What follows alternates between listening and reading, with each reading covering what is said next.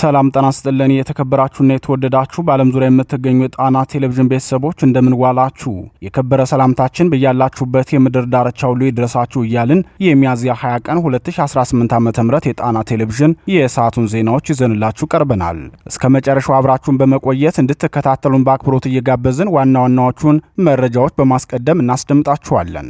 የአማራ ፋኖ ብሔራዊ ንቅናቄ ተጋድሎ ብሎ በታላላቅ ድሎች ታጅቦ የቀጠለ ሲሆን ሁለት ህዝቦች የፈጠሩ ቀጠናዊ ትስስርና የተቀናጀ ዘመቻ በግዞት ላይ የነበረን ህዝብ ነጻ ማውጣት የቻለ እንደነበር ተገልጿል። የጎጃሙ ታላቅ ድልና የአጅባር ከተማው ትንቅንቅ የሰዓቱ ዜናችን ቀዳሚ መረጃዎቻችን ናቸው። ከህሙማን ክንድ ላይ የተተከለ ግሉኮስ እንኳን የሚዘርፈው ብአዴን ለህዝብ ማመላለሻ ተሽከርካሪዎች የተላከ ነዳጅ ሙሉ በሙሉ ዘርፎ ህዝብን ከቤቱ እንዳይወጣ አግቶ ይዞታል። በደብረ ታቦር የተፈጸመው ሁሉን አቀፍ ህዝባዊ አፈናና እገታን በተመለከተ የተሰናዳውን መረጃ በዝርዝር እናስደምጣችኋለን። ብልጽግናው ከራሱ አባላት ይልቅ ለአብን ተወካዮች በምርጫ ክልሎቻቸው ያለ እንከን እንዲቀርቡ ሰራዊቱን እያዋጋ ነው። ይህን የተመለከቱ የአብን ተወካዮች በበኩላቸው መንግስት የእኛን ጦርነት ነው የሚዋጋልን በማለት የሚገልጹ ሲሆን በእነሱና በመዋቅራቸው ልዩ ጥቆማ ሰጭነት ምክንያት ንጹሃን በግፍ እየተገደሉ ነው። የአብን ተወካዮችና የሰብአዊ መብት ጥሰት በንፋስ መውጫ ምን ይመስላል የሚለውን ዜናችን በዝርዝር አሰናድቶታል።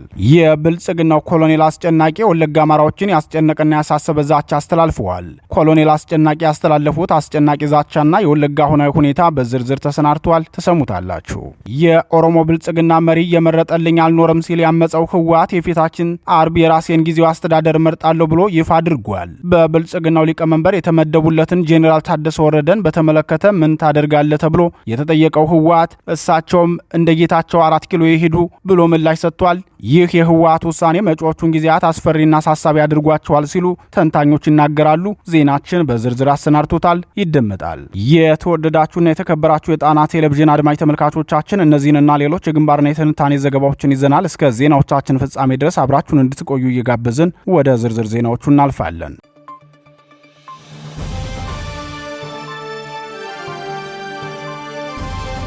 የሁለት ህዝቦች የቅንጅት ተጋድሎ በጎጃም የአማራ ፋኖ ብሔራዊ ንቅናቄ ወታደራዊ ተጋድሎን በተቀናጀ ዘመቻና የአንድነት ውጊያ በማካሄድ በብልጽግናው ሰራዊት ላይ የተቀናጀ ወታደራዊ ድል መቀዳጀቱን አስታወቀ። በጎጃም ጠቅላይ ግዛት መርጦ ለማርያም የተካሄደውና የብልጽግናውን ዲሽቃ ፋኖ ገቢ ባደረገበት ተጋድሎ አጼ ምኒልክ ዕዝና አጼ ቴዎድሮስ ዕዝ በቅንጅት ያካሄዱት ውጊያ መሆኑን የድርጅቱ ህዝብ ግንኙነት መምሪያ አስታውቋል። የአጼ ቴዎድሮስና የአጼ ምኒልክ ዕዝ ጥምር ኃይል የመርጦ ለማርያም ከተማን ጨምሮ በአካባቢው የሚገኙ ቁልፍ ወታደራዊ ስፍራዎችን በመቆጣጠር ተጨማሪ የነጻ ቀጠናዎችን እያሰፋ መሆኑን የገለጸው ፋኖ የዕለቱ ተጋድሎ የፋኖ የአንድነት ኃይልና ወታደራዊ ጥበብ የታየበት ታላቅ ተጋድሎ ነው ብሏል። መርጦ ለማርያም ከተማና ሌሎች ስትራቴጂካዊ ቦታዎች ሙሉ በሙሉ በፋኖ ቁጥጥር ስር የገቡበትም ሆነ የጠላት ኃይል የቡድን መሳሪያዎችን ጨምሮ በርካታ የነፍስ ወከፍ መሳሪያዎችን ለሰራዊታችን የመሳሪያ ግምጃ ቤት ገቢ ያደረገበት ውጊያ ነው የተካሄደው በማለትም አክሎ ገልጿል። የፋኖ መሪው አክሎም ድሉ የጠላት ሽንፈትና የፋኖን ወታደራዊ የበላይነት ከማሳየቱም በላይ ስርዓቱ ዳግም ለማያንሰራራበት ውድቀት መዳረጉን ያረጋገጠ ብሎም የአማራ ህዝብ የነጻነት ቀን መቃረቡን ያበሰረው ሆኗል። በደም የተሳሰረው በስጋ የተጋመደው በጽኑ የዓላማ አንድነት የተቋጠረውና በጥበብ የታጀበው የፋኖ የተጋድሎ ውሎ የጠላትን ሰራዊት ከፍተኛ ኪሳራ አድርሶ የብልጽግናውን ስርዓት ከኢትዮጵያ ህዝብ ላይ አውርዶ በመጣል ፍትሐዊ ስርዓት ለማንበር የሚያደርገው ጉዞ በድል ታጅቦ የቀጠለበት ውጊያ ነው የተካሄደው ብሏል።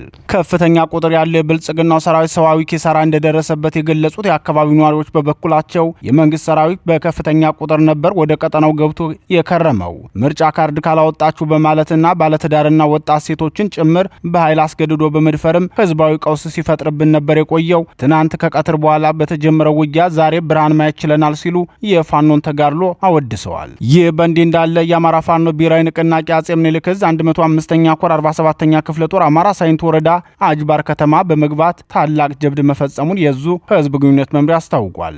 47ኛ ክፍለ ጦር ታቦር ተራራ ሻለቃ አማራ ሳይንት ወረዳ አጅባር ከተማ በመግባት ያደረገውን ተጋድሎ አስመልክቶ የአጼ ምኒልክ ዕዝ ለጣና ቴሌቪዥን ሲገልጽ የጠላትን ጥምር ሰራዊት ከፍተኛ ጉዳት በማድረስና የነፍስ ወከፍ መሳሪያውን በመንጠቅ ታላቅ ድል አስመዝግበዋል። ሻለቃዋ አጅባር ከተማ መግቢያ ያለውን ነሆር ሜዳ ኮንክሪት ምሽግ በመስበር ከተማውን ሙሉ በሙሉ ተቆጣጥረዋለች ሲል ተናግሯል። ታቦር ተራራ ሻለቃ በተጋድሎ በርካታ የብአዴን ሚልሻና የብልጽግና መከላከያ ሰራዊት አባላትን እርምጃ መውሰድ የቻለች ሲሆን ከ13 በላይ የነፍስ ወከፍ መሳሪያም ገቢ አድርጋለች። 14 የብአዴን ሚልሻ አባላት ከብልጽግናው ሰራዊት ጋር እርምጃ እንደተወሰደባቸው ከውጊያ ሜዳው የደረሰን መረጃ ያመላክታል።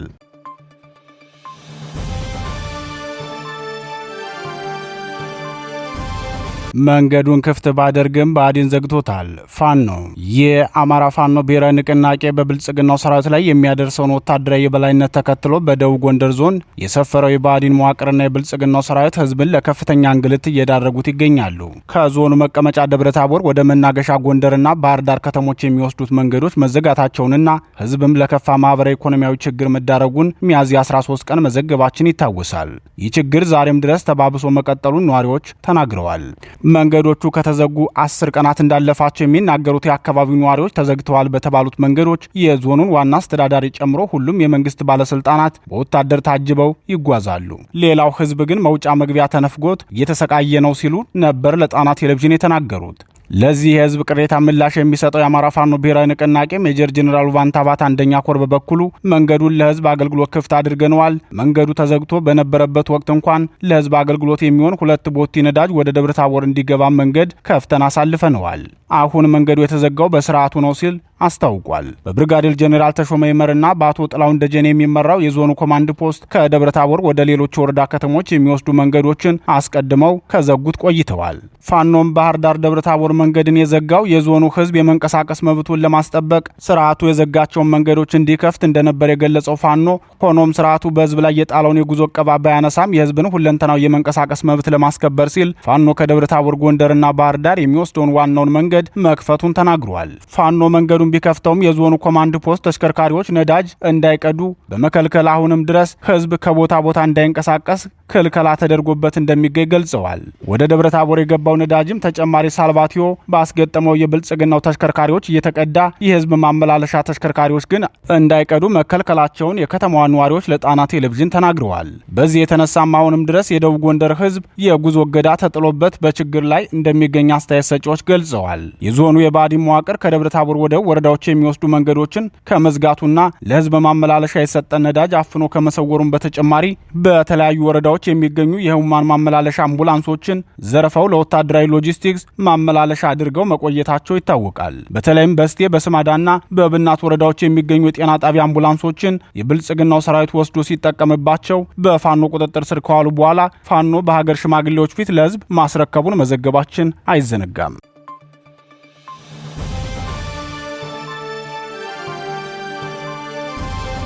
የአብን ተወካዮችና የሰብአዊ መብት ጥሰት በንፋስ መውጫ በአማራ ህዝብ ላይ የዘር ማጥፋት ጦርነት የከፈተው የብልጽግናው ስርዓት በተደጋጋሚ የጦር ወንጀሎችን በመፈጸም ህዝብ ላይ የሚያደርሰውን ግፍና በደል አጠናክሮ ቀጥሎበታል።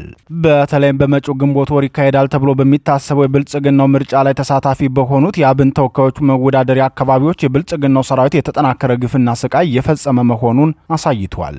በደቡባዊ ጎንደር ዞን ላይ ጋይንት ወረዳ ንፋስ መውጫ ከተማ የሚፈጸመውን መዋቅራዊ ግፍና ስቃይ አስመልክቶ ጣና ቴሌቪዥን በትናንት ዘገባችን ዝርዝር መረጃ ማቅረባችን ይታወሳል። የብልጽግናው ምስራቅ እዝ 303ኛ ኮር 59ኛ ክፍለ ጦር ዋና አዛዥ ኮሎኔል አለም የታደለ ሚያዝያ 14 ቀን 2018 ዓ.ም በሰጡት ማብራሪያ ከ30 በላይ የጽንፈኛውን አባላት እርምጃ ወስደንባቸዋል ሲሉ መናገራቸው ይታወሳል።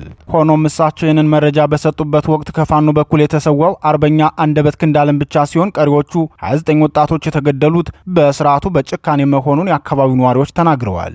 ጄኔራል ተሾመ ይመር የሚመራው 303ኛ ኮር ከዚህ በፊትም በተደጋጋሚ በሰዴ ሙጃ፣ በስማዳ፣ በጉና በጌምድርና በፋርጣ ወረዳዎች ከፍተኛ የጦር ወንጀል ሲፈጽም መቆየቱን በተከታታይ መዘገባችን አይዘነጋም። የዚህ ኮር አካል የሆነውና በላይ ጋይንት ወረዳ የተሰማራው 59ኛ ክፍለ ጦር ደግሞ ምርጫውን ያለ እንከን እንዲጠናቀቅ ሰራዊትን በሚገባ ስምሪት ስተብለው የተነገራቸው ኮሎኔል አለም የታደለ በንፋስ መውጫ ከተማ የቤት መስሪያ መሬት እንደሰጠው አይዘነጋም። እኒህ በብአዴን ፖለቲካ የጥቅም ትስስር የተያዙት ወታደራዊ አዛዥ ሰሞኑን በንፋስ መውጫ ከተማ ሰራዊታቸው የፈጸመው ወንጀል በርካቶችን አስቆጥተዋል። ከየትኛውም አቅጣጫ ወደ ከተማው የሚገቡ ወጣቶች በደል እንደሚደርስባቸው የገለጹት የጣና ቴሌቪዥን ምንጮች በጥፊ በእርግጫና በዱላ እየተደበደቡ መሆናቸውንና ከእነሱ መካከል አንዳንዶቹ ደግሞ ወደ ማጎሪያ ቦታዎች ተወስደው የት እንደሚደርሱ እንደማይታወቅ አድራሻቸውን እንደሚያጠፏቸው የአካባቢው ነዋሪዎች ለጣና ቴሌቪዥን ተናግረዋል።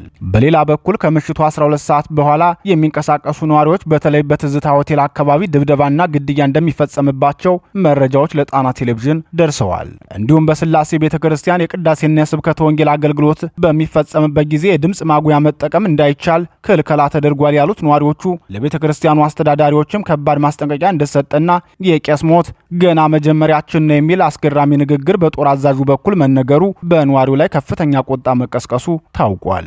በከተማው በካሮ ወይም የእጅጋሪ ስራ የሚተዳደሩ ሁለት ወጣቶች ጸጉራቸውን በቢራ ጠርሙስ ክዳን ተላጭተው እና በከባድ ሁኔታ እየሰቃዩ እንደሚገኙ የገለጹት ምንጮቻችን በተጨማሪም ከመኳቢያ ከግድምና ከቀበሌ 13 የመጡ ወጣቶች በአስተዳደር ቢሮ ጀርባና በአቡነ ሐራ ጸበል አካባቢ ተገድለው መገኘታቸው ተገልጿል። ጣና ቴሌቪዥን በሳምንቱ የሞቱት ንጹሃን ቁጥር ማሸቀቡን መዘገባችን ይታወሳል። የብልጽግናው 59ኛ ክፍለ ጦር አዛዡ ኮሎኔል አለሜ በራሳቸው አንደበት የሟቾቹ ቁጥር ከ30 በላይ መሆኑን ገልጸዋል። ብልጽግና የፊታችን መጋቢት 24 አካሂደዋል የሚለው ምርጫውን በተለየ መልኩ አብንና የኢዜማ ተወካዮች በሚወዳደሩባቸው አካባቢዎች ልዩ ጥበቃና ወታደራዊ የኃይል እርምጃ እየወሰደ ይገኛል። ለዚህ ምርጫ እንቅፋት ይሆናሉ ተብለው የተለዩ የንፋስ መውጫ ቆቦና እስቴ ከተሞች ወጣቶች በብልጽግናው ሰራዊት በግፍ መረሸናቸውን በተከታታይ መዘገባችን ይታወሳል።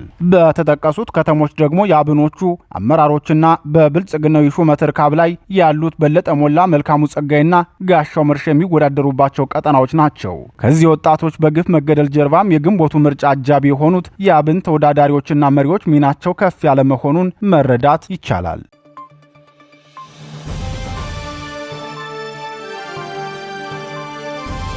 የኮሎኔል አስጨናቂ ጭንቀት ወለድ ዛቻዎች። የብልጽግናው ሰራዊት ማዕከላዊ እዝ ኮር አንድ አዛዥ ኮሎኔል አስጨናቂ ጽጌ በወለጋ አማራዎች ላይ አስጨናቂ ዛቻ ማስተላለፋቸውን ነዋሪዎች ተናገሩ። ኮሎኔል አስጨናቂ አካባቢው ነዋሪዎች ሰብስበው የመጣ ነው በዚህ ቀጠና የገባውን ጽንፈኛ ልናጸዳ ነው ሲሉ የተናገሩ ሲሆን ነዋሪዎች በበኩላቸው ጽንፈኛ ብለው የሚፈርጁት ሁሉንም አማራ ነው በማለት ከቆየ ስርዓቱ ዘመቻ ጋር በማገናኘት ስጋታቸውን ገልጸዋል። የአካባቢው ነዋሪዎች በጉዳዩ ዙሪያ በሰጡት አስተያየት ከዚህ በፊት በዚህ አካባቢ የሚንቀሳቀሰው የኦነግ ሸኔ ታጣቂዎች ጥቃት ሲያደርሱ ጽንፈኛና ነፍጠኛ የሚሉ ማንነት ተኮር ስድቦችን ይጠቀሙ ነበር። ኮሎኔል አስጨናቂም ዛሬ ያንኑ የድሮን ማሸማቀቂያ የፍረጃ ስድባቸውን ደግመውታል። በዚህ አካባቢ ምንም አይነት የአማራ ፋኖም ሆነ የታጠቀ የአማራ ተወላጅ በሌለበት ጽንፈኛን እናጸዳለን ብለው የሚናገሩት ነዋሪውን ለማፈናቀል ካላቸው እቅድ የተነሳ ነው ብለዋል። የሁሩ ጉሩ ወለጋ ዞን የአካባቢው ጥበቃ ባለስልጣንና ከኦነግ ሸኔ ጋር የጠበቀ ትስስር እንዳላቸው የሚነገርላቸው አቶ ወርቁ ኩማ የኮሎኔሉን ድምጽ ከፍ አድርገው ማስተጋባታቸውን የሚናገሩት የአካባቢው ነዋሪዎች የጦር አዛዡና የዞን ባለስልጣኑ ፉከራ በመጪው ቀናት በንጹሃን ላይ ያነጣጠረ ጥቃት ሊከፈት እንደሚችል አመላካች ነው። ይህ መሆኑ ደግሞ ስጋታችንን ከፍ አድርጎታል ሲሉ ገልጸዋል። ለበርካታ ዓመታት በተለይም ባለፉት 8 ዓመታት በኦሮሚያ ክልል በታጣቂ ኃይሎች ግድያና መፈናቀል ሲደርስባቸው የነበሩ የአማራ ተወላጆች ከቅርብ ጊዜ ወዲህ ደግሞ ጥቃቱ በብልጽግናው ሰራዊት እንደሚደገፍ በተደጋጋሚ ተገልጿል። በተለይም በኦሮሚያ ክልል ጅማ፣ ምስራቅ አሩሴ፣ ምስራቅ ወለጋና ሁሩ ጉሩ ዞኖች በዚህ ዓመት ብቻ ከ10 ጊዜ በላይ በንጹሃን ላይ ያነጣጠረ ጅምላ ግድያ መፈጸሙን በተደጋጋሚ መዘገባችን ይታወሳል። በኦሮሚያ ክልል ከፕሬዝዳንቱ ሽመልስ አብዲሳና ምክትላቸው አወሎ አብዲ ጀምሮ ሁሉም የክልል የዞንና የወረዳ ካድሬዎች ተመሳሳይ የጦር ወንጀል ቅስቀሳ ሲያደርጉ ይስተዋላል። በቅርቡ በደቡብ ምዕራብ ሸዋ ዞን የኖኖ ወረዳ አስተዳዳሪ አማራዎች በእኛ ምድር እንዲኖሩ ያደረግናቸው በእኛ ፈቃድ ነው። ከዚህ በኋላ ሁሉም የኦሮሞ ወጣት ክላሽ ሊኖረውና ራሱ ሊጠብቅ ይገባል። ባለሀብቶች ለወጣቶች ክላሽ እየገዛችሁ አስታጥቆ ሲሉ መናገራቸው አይዘነጋም። የሆሮ ጉሩ ዞን ባለስልጣን የተናገሩትም ከዚሁ ጋር ተመሳሳይ መሆኑን የሚናገሩት አስተያየት ሰጪዎች የባለስልጣናቱ ንግግር እስካሁን ሲፈጸሙ ከነበሩ የአፈሙዝ ጥቃቶች ተለይተው አይታዩም ይላሉ። የኮሎኔሉ ዛቻ በአማራ ተወላጆች ላይ ስነልቦናዊ ጦርነት እንደመክፈት ይቆጠራል ያሉት ተንታኙ የኮሎኔሉ መልእክት በአካባቢው ታጥቆ የሚንቀሳቀስ የአማራ ተወላጅ በሌለበት ሁኔታ የተነገረ በመሆኑ ባለፉት ጊዜያት በግጭት ሲታመስ የነበረው ህዝብ የስነ ልቦና እረፍት አግኝቶ ወደ መደበኛ ህይወቱ መመለስ ሳይችል ኮሎኔል አስጨናቂን በተመሳሳይ የአማራ ተወላጆችን ለማሸማቀቅና ለማስፈራራት በዚህ መልኩ መናገራቸው የህዝቡን ያለፈ ሶቆቃና ስጋት ከመቀስቀሱም ባለፈ አካባቢውን ለቃችሁ ውጡ የሚል ግልጽ መልእክት ነው ሲሉ ተናግረዋል።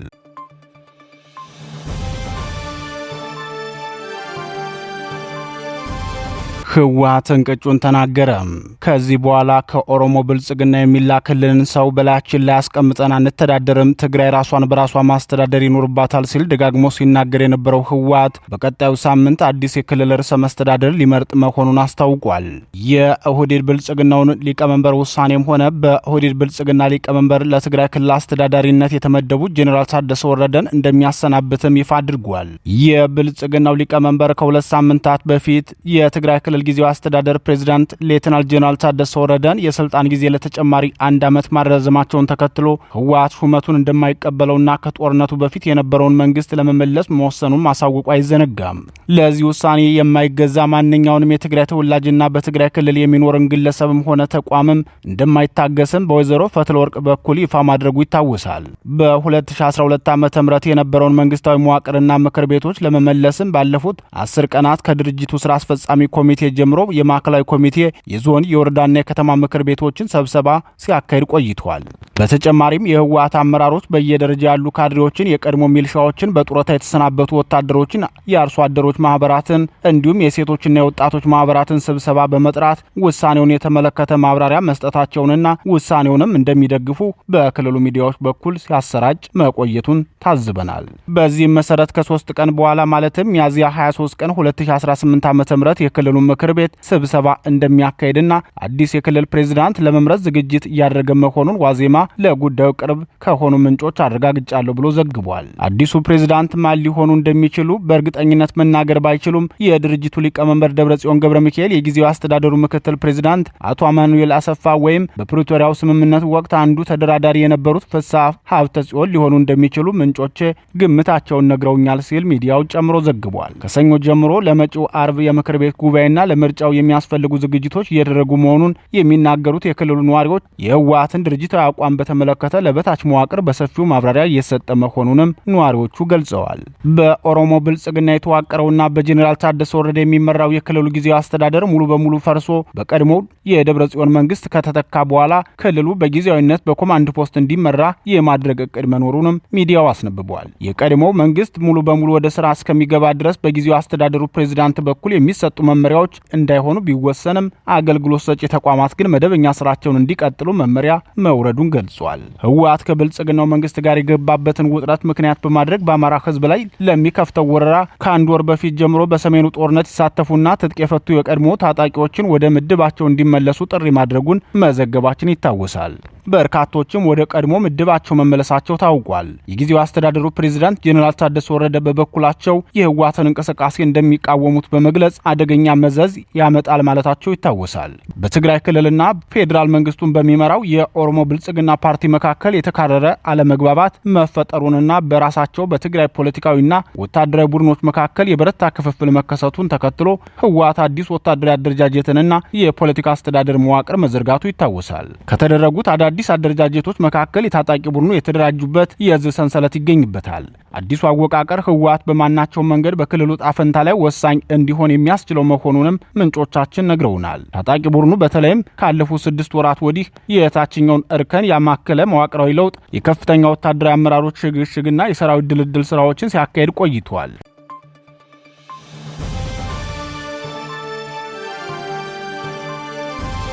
የተወደዳችሁና የተከበራችሁ የጣና ቴሌቪዥን አድማጭ ተመልካቾቻችን የሰዓቱ ዜናችን የተከታተላችሁትን ይመስል ነበር። በምሽቱ የጣና ዜና ወጃችን እስከምንገናኝ ተሰናበትናችሁ። ጤና ይስጥልን።